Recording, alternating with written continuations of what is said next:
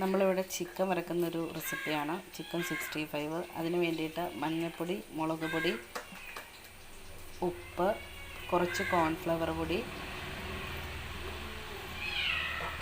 മുട്ട എന്നിവ ചേർത്ത് നമ്മളിത് നന്നായിട്ട് തിരുമ്മി വെച്ചിട്ടുണ്ട്.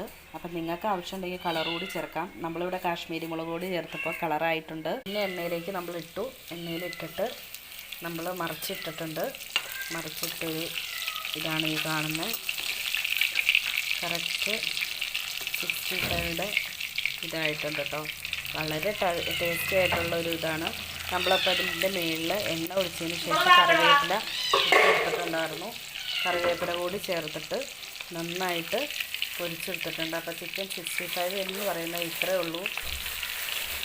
അപ്പോൾ വളരെ ടേസ്റ്റി ആയിട്ടുള്ള ഒരു ഐറ്റമാണ് കേട്ടോ.